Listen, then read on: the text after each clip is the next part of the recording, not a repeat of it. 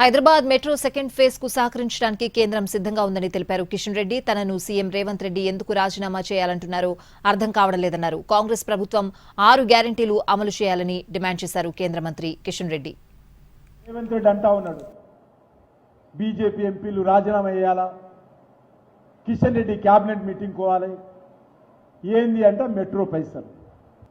మొదటిసారి మెట్రోకు కేంద్ర ప్రభుత్వం 1200 కోట్ల రూపాయలు ఇచ్చింది. ఫస్ట్ ఫేజ్ మోడీ గారు వచ్చి ఫస్ట్ ఫేజ్ మెట్రో ప్రారంభించారు. ఇప్పుడు సెకండ్ ఫేజ్ మెట్రో నేను ఈరోజు తెలంగాణ ప్రజలకు, ముఖ్యంగా హైదరాబాద్ జిహెచ్ఎంసీ పరిధిలో ఉన్నటువంటి ప్రజలకు మనం చేస్తా ఉన్నాను.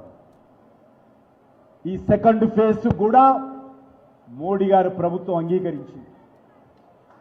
మేము ఈరోజు 50% డబ్బులు మెట్రో సెకండ్ ఫేజ్ కోసం ఇవ్వడం కోసం సిద్ధంగా ఉన్నాము. దానికి రాజీనామా చేయాలంటున్నాను. మేము మెట్రోకు డబ్బులు ఇవ్వకపోతే అప్పుడు మేము ఆలోచన చేస్తాం. కానీ నేను ఈరోజు